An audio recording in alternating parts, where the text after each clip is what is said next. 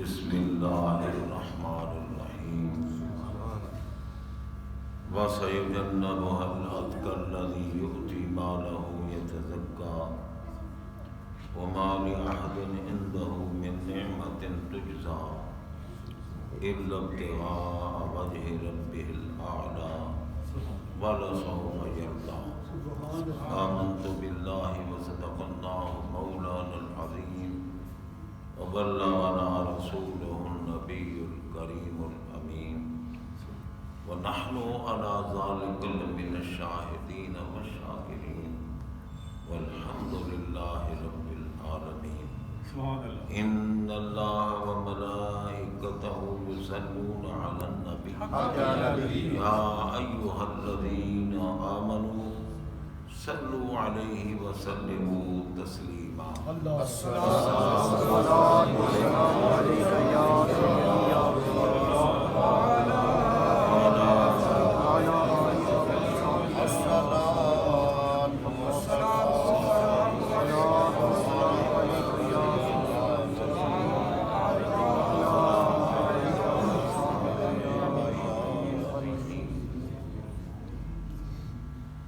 واجب الاحترام معززین سامعین و حاضرین حضرات، آج کی یہ پاکیزہ محفل ہماری اس جامع مسجد حنفیہ غوثیہ کی انتظامیہ کی طرف سے ہر مہینے حضور سیدنا سید الاسیاد غوث الاغواث غیث الاغیاث محبوب سبحانی قطب ربانی غوث سمادانی شہباز لامکانی قندیل نورانی الشیخ السید میراں محی الدین عبد القادر جیلانی الحسنی والحسین رضی اللہ تعالی عنہ کی بارگاہ میں عقیدت کے پھول نچھاور کرنے کے لیے منعقد ہوتی ہے۔ اس مہینے میں چونکہ حضور سیدنا سید الصحابہ امام الصحابہ افضل الصحابہ اشرف الصحابہ قائد الصحابہ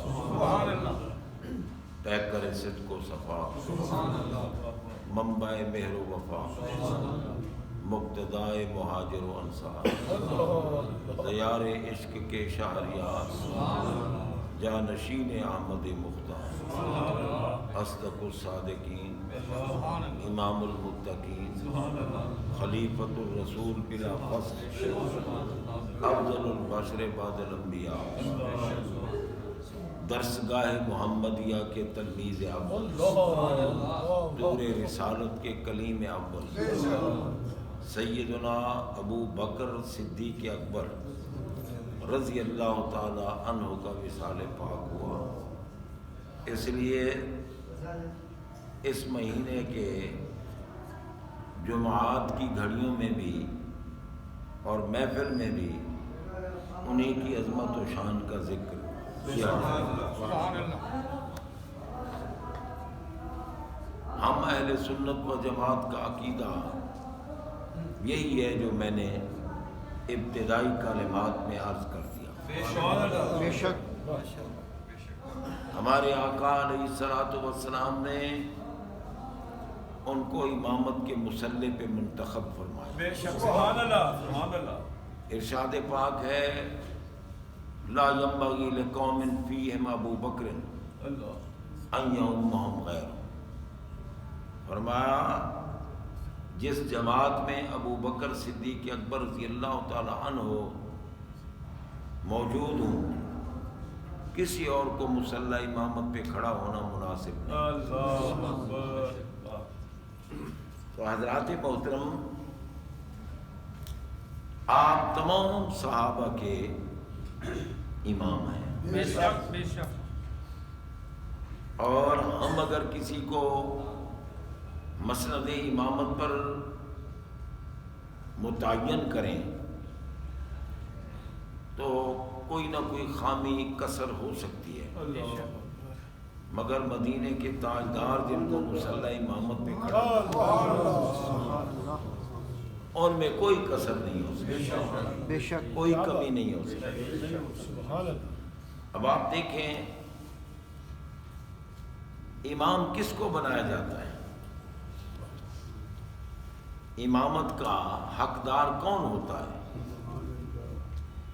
فرمایا جو موجودہ جماعت میں سب سے زیادہ علم والا ہو اس کو امام بنایا جاتا ہے۔ اگر اتفاق ایسا ہو جائے کہ علم میں سب برابر بیٹھے تو پھر کس کو امام بناؤ گے؟ فرمایا اقرا، جو سب سے بہترین قرآن مجید پڑھتا ہو اور قرآن کی تلاوت کرتا ہو، جو سب سے اعلیٰ قاری ہو وہ امام بنے گا۔ اور اتفاق ایسا ہو جائے کہ علم میں بھی سب برابر بیٹھے اور قرات میں بھی سب برابر، اب کس کو امام بناؤ؟ فرمایا فاورا، جو ورع میں تقوی میں سب سے زیادہ ہوگا اس کو امام۔ اب اگر اتفاق ہو جائے کہ سارے ہی متقی بیٹھے ہیں، سارے ہی ورع و تقوی والے بیٹھے ہیں، تو جناب بندہ پھر کس کو امام بناؤ گے؟ فرمایا پھر جو احسن ہو، سب سے زیادہ خوبصورت ہو اس کو امام بناؤ۔ اور اگر سارے ہی حسین بیٹھے ہوں پھر کس کو امام بناؤ گے؟ فرمایا فاحسن، جو عمر میں سب سے زیادہ اس کو امام بنائے۔ ہمارے آقا علیہ الصلوۃ والسلام نے امامت کے انتخاب کے لیے جب نگاہ پاک اٹھائی، علم صدیق اکبر کو دیکھا تو عالم نظر آیا، کیونکہ ہمارے آقا پاک علیہ الصلوۃ والسلام نے فرمایا کہ رب العالمین جل شانہ نے جو کچھ میرے سینے میں ڈالا میں نے وہ ابو بکر کے سینے میں ڈالا، اس لیے عالم نظر آئے۔ اور پھر آپ خود بتائیں کہ جو آقا علیہ الصلوۃ والسلام کے شاگرد ہوں، قرآن مجید آقا سے پڑھا سیکھا ہو، قاری کیسے ہوں؟ سبحان اللہ۔ اس لیے جب ان کی قرات کو دیکھا تو اقرا نظر آیا، اور ورع اور تقوی کے اعتبار سے تو خود رب العالمین جل شانہ کی ذات پاک نے ان کو اتقا فرما دیا۔ سبحان اللہ۔ اتقا وَسَيُجَنَّبُهَا الْأَتْقَى، فرمایا جہنم سے بہت دور رکھا جائے گا اس کو جو اتقا ہے۔ سبحان اللہ۔ اور ہے کون وہ؟ الذی یؤتی مالہ یتزکی، جو اپنا مال اللہ کے راستے میں اس لیے خرچ کرتا ہے کہ اس کا تزکیہ ہو جائے، وہ پاک ہو جائے، مزکا ہو جائے۔ کیونکہ جب حضرت سیدنا ابو بکر صدیق اکبر رضی اللہ تعالیٰ عنہ جو مزاج شناس رسول تھے، سبحان اللہ، سرکار جو کچھ فرماتے حضرت صدیق اکبر اس بات کو سمجھ بھی جاتے، اس کی تہ تک بھی پہنچ جاتے اور اس پر عمل بھی کرتے۔ سبحان اللہ۔ ہمارے آقا علیہ الصلوۃ والسلام کا گزر ہوا اور امیہ بن خلف حضرت سیدنا بلال رضی اللہ تعالی عنہ پر ظلم کر رہا تھا، انہیں گرم ریت پہ لٹا رہا تھا، ان کے جسم میں میخیں ٹھوک رہا تھا، ان پہ ظلم کر رہا تھا اور وہ کر رہے تھے۔ اللہ۔ وہ کرا رہے تھے اور کرانے میں آواز کیا تھی؟ احد احد احد، کیونکہ مشرک کے غلام تھے نا، بت کے پرستاروں کے، اس لیے کہہ رہے تھے کہ احد، ایک ہی عبادت کے لائق، اللہ احد، وہ احد ہے، ایک ہے۔ سرکار گزرے تو وہ درد سے کرا رہے تھے اور کہہ یہی رہے تھے کہ احد، تو جتنا ظلم کرتا ہے کر لے، میں نے جس رخ پاک کو دیکھا ہے اب میں بدل نہیں سکتا۔ کیا بات ہے۔ ایک دن امیہ بن خلف آپ پر ظلم کر رہا تھا، وہ ظلم کر رہا تھا، انتہا کا ظلم، اور حضرت بلال مسکرا رہے تھے۔ سبحان اللہ، سبحان اللہ۔ امیہ کہنے لگا بلال میں تجھ پہ ظلم کر رہا ہوں، تجھے سزا دے رہا ہوں اور تو مسکرا رہا ہے، سبحان اللہ۔ معلوم ہوا کہ تیرا دماغی توازن صحیح نہیں رہا۔ آپ نے دیکھا امیہ کی طرف اور کہنے لگا تو پاگل ہے، واہ واہ واہ۔ جو نبی کا دامن تھام لے اس کا دماغ ہمیشہ کامل ہوتا ہے، کامل العقل ہوتا ہے۔ پاگل تو وہ ہے جو میرے نبی کا گستاخ ہو، بے شک وہ پاگل ہے۔ میں پاگل نہیں، تو پاگل ہے۔ بے شک بے شک بے شک۔ تو سزا کی طرف دیکھتا ہے، میں اللہ کی طرف سے آنے والی جزا کو دیکھتا ہوں۔ تیری نظر ہوتی ہے مار پر اور میری نگاہ ہوتی ہے حسن یار پر۔ سبحان اللہ۔ تو جب مجھ پہ ظلم کرتا ہے میرا آقا بے پردہ ہو کر مجھے اپنا حسن دکھاتا ہے۔ سبحان اللہ۔ تو جب حسن مصطفیٰ سامنے ہو پھر مار کا کیا مطلب، پھر سزا کی تکلیف کا کیا مطلب؟ حسن محبوب کے سامنے تکلیفوں کا احساس نہیں ہوتا۔ ایسے عاشق سرکار گزرے تو وہ کرا رہے ہیں اور کہہ رہے ہیں احد احد احد۔ ہمارے آقا نے فرمایا ینجی کا احد، جس احد کو پکار رہے ہو وہی احد ہی تمہیں نجات دلائے۔ سبحان اللہ، سبحان اللہ۔ تشریف لائے، بیٹھے تھے اور میں آج گزرا ہوں، بلال پر امیہ ظلم کر رہا تھا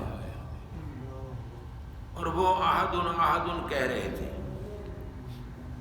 تو جناب بندہ حضرت صدیق اکبر سمجھ گئے سبحان اللہ جی، کہ سرکار چاہتے ہیں کہ کوئی بلال کو بچائے۔ اللہ۔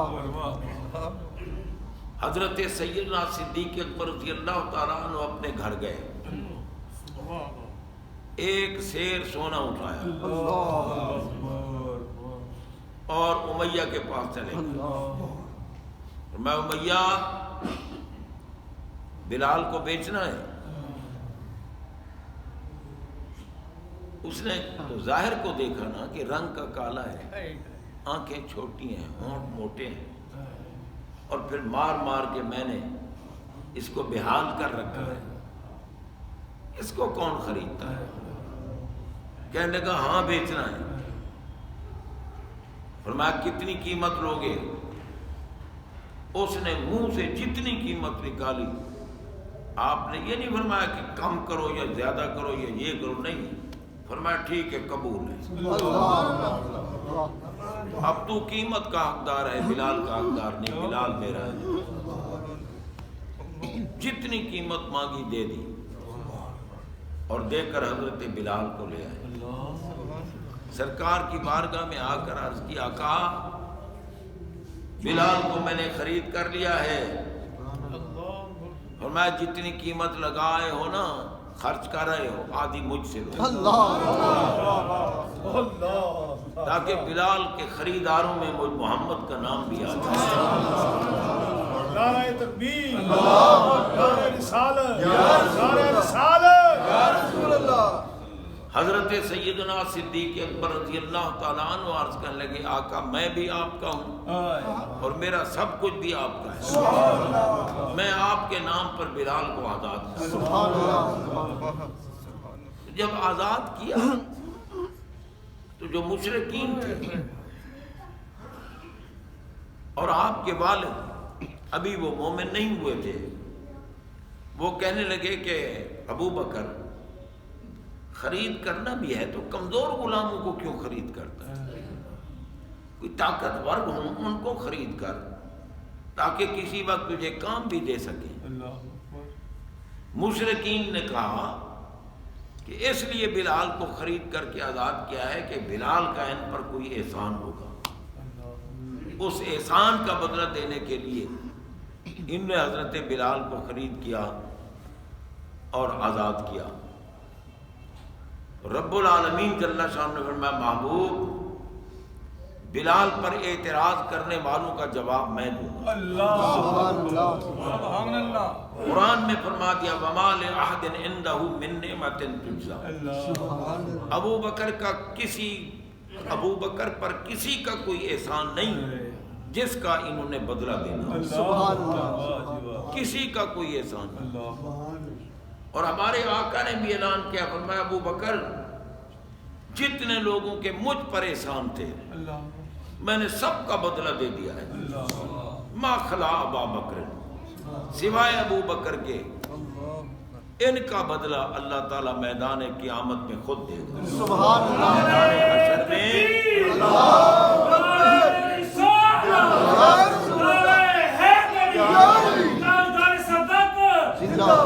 ان کا بدلہ قیامت کے دن میدان حشر میں اللہ تعالیٰ خود دے گا۔ اب اندازہ لگائیں صدیق اکبر کا مقام کتنا بلند ہے، کتنا عرفہ و اعلیٰ مقام ہے۔ سبحان اللہ۔ کہ ہمارے آقا بھی فرماتے ہیں صدیق اکبر کے جتنے احسان ہیں ہم پر ان کا بدلہ اللہ دے گا۔ اور میں لو کنت متخذا خلیلا غیر ربی لاتخذت ابا بکر خلیلا، اگر مجھ محمد صلی اللہ علیہ وسلم نے اللہ کے سوا کسی کو خلیل بنانا ہوتا تو میں ابو بکر کو خلیل بناتا۔ سبحان اللہ۔ تو حضرات محترم رب العالمین جل شانہ نے جب حضرت بلال کو صدیق اکبر رضی اللہ تعالی عنہما خرید کر کے آزاد کیا تو رب نے فرمایا وَسَيُجَنَّبُهَا الْأَتْقَى الَّذِي يُؤْتِي مَالَهُ يَتَزَكَّىٰ وَمَا لِأَحَدٍ عِندَهُ مِن نِعْمَةٍ تُجْزَىٰ، اللہ نے ان کو اتقا فرمایا۔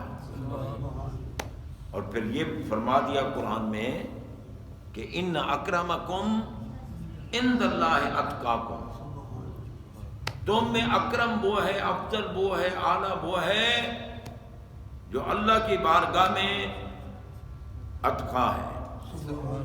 قرآن نے کہا اتقا صدیق اکبر، تو جب اتقا صدیق اکبر ہے تو پھر اکرم بھی صدیق اکبر،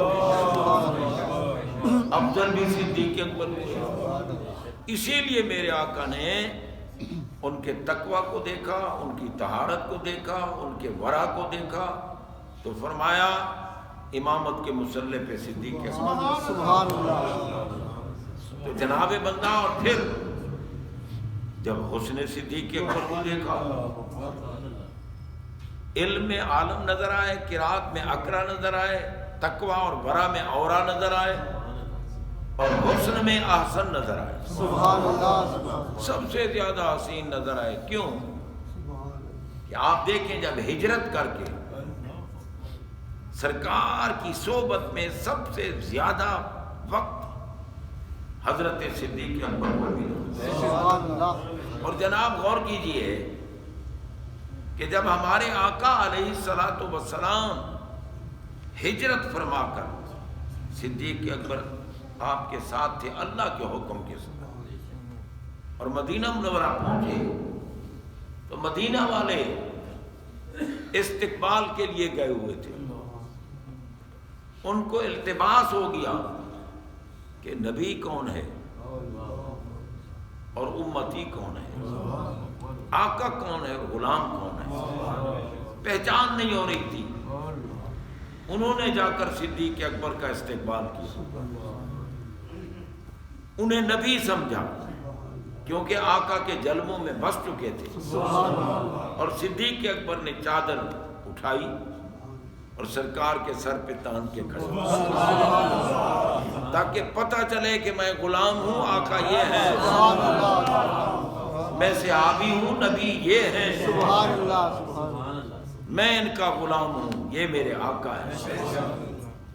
تو صدیق اکبر اتنے آقا کے جلموں میں بسے ہوئے تھے کہ لوگوں کو احساس ہی نہیں ہو رہا تھا کہ نبی کون ہے اور امتی صحابی کون ہے۔ سبحان اللہ سبحان اللہ، اور ہونا بھی چاہیے۔ حضرت شیخ سعدی رحمت اللہ تعالی علیہ لکھتے ہیں کہ فرمایا ایک دن میں حمام میں گیا اور حمام والے نے مجھے ایک مٹی دی، گلے خوشبو در حمام روزے رسیدہ دست محبوب بدستم۔ میں حمام میں گیا تو حمام والے نے مجھے مٹی دی اور مٹی سے خوشبو آ رہی، خوشبو آ رہی، گلے حمام، گلے خوشبو ہے، گلے خوشبو در حمام روزے رسیدہ دست محبوب بدستم۔ کہ مجھے اس نے جب مٹی دی نا اس سے خوشبو آ رہی، بدو گفتم کہ مشکے یا عبیرے کہ ازبوئے دلا بیدے تو مستم۔ میں نے اس مٹی کو کہا تو مشک ہے، عنبر ہے، کیا چیز ہے کہ تیری خوشبو میرے دل کو لبھا رہی ہے؟ بگفتہ، اب مٹی بولی، بگفتہ من گلے ناچیز بودم ولیکن مدت باگل نشست۔ میں تو مٹی ہوں لیکن کچھ عرصہ میں پھولوں کے پاس ساتھ رہی ہوں، میں ہوں مٹی، کچھ عرصہ پھولوں کے ساتھ رہی ہوں، جمال ہم نشین من در من اثر کرد وگرنہ من ہما خاکم کے ہستم۔ کہتے بس پھولوں کے ساتھ رہی ہوں نا تو پھولوں کی خوشبو مجھ میں اثر کر گئی، ورنہ میں تو وہی مٹی ہوں جو ہوں۔ مطلب کیا ہے کہ صدیق اکبر سرکار کی صحبت میں رہے اور ان کا حسن و جمال کمال اس میں اثر کر گئی، سبحان اللہ، وہ میرے آقا کے مظہر بن گئے، سبحان اللہ، آقا کے مظہر بن گئے۔ اس لیے حسن میں سب سے آسن تھے، تو میرے آقا نے ان کو امام بنا، اور عمر کے اعتبار سے بھی تمام صحابہ میں بڑے تھے۔ جب تمام چیزیں پائی گئیں تو میرے آقا میں جہاں ابو بکر ہو امام اور کوئی نہ بنا۔ سبحان اللہ سبحان اللہ، اب حضرت سیدنا صدیق اکبر رضی اللہ تعالی عنہ صحابہ کے امام بنے، اور امام بننے کے اعتبار سے افضل ہو گئے، اکرم ہو گئے، اعلیٰ ہو گئے۔ تو جناب بندہ حضرت سیدنا صدیق اکبر رضی اللہ تعالی عنہ ہر میدان میں سب سے افضل نظر آتے ہیں۔ سبحان اللہ، بہرحال انشاءاللہ آپ کی باقی باتیں جمعہ پر پھر عرض کی جائیں، کیونکہ ابھی آپ کا ہی مہینہ چل رہا ہے، چاند کی 22 کو آپ کا وصال پاک ہوا۔ اللہ تبارک و تعالی جل شانہ ہمیں حق پر عمل کرنے کی توفیق، حق سننے، حق سمجھنے اور حق پر عمل کرنے کی توفیق۔ یہ دور پر فتن ہے، یہ دور پر فتن ہے۔ سرکار کی صحبت میں بیٹھنے والوں کا یہ مقام، تو بتاؤ جن کے لیے آقا فرمائیں یہ میرے جسم کا حصہ ہے،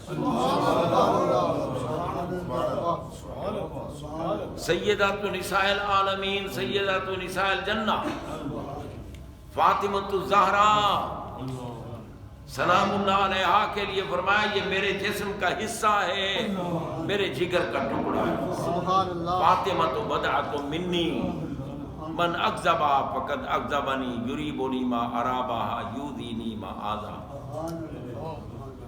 جو سیدہ زہرا پاک کو ایذا پہنچائے فرمایا اس نے مجھے ایذا پہنچائی ہے، اور جو میرے آقا کو ایذا پہنچائے اسے توفیق توبہ نہیں ملتی، اسے توبہ کی توفیق نہیں ملتی۔ دنیا میں بھی اس پر لعنت ہوتی ہے، آخرت میں اس پر لعنت۔ میں نہیں کہہ رہا، میرے رب نے کہا ان الذین یؤذون اللہ ورسولہ لعنہم اللہ فی الدنیا والآخرہ۔ دیکھو نا، اگر توبہ کی توفیق ملتی تو اللہ آخرت کی بات نہ فرماتا، آخرت کی بات فرمائے گی۔ فرمایا کہ جو دنیا اور آخرت میں جو محبوب کو ایذا پہنچاتے ہیں لعنہم اللہ، اللہ کی لعنت ہے ان پر، پھر دنیا میں بھی اور آخرت میں۔ تو حضرات محترم، رب العالمین جل شانہ کی ذات پاک ہمیں ہر ایک کی عظمت اور شان سننے اور ماننے کی توفیق بخشے۔ وآخر دعوانا الحمدللہ رب العالمین وما علیہ الا البلاغ۔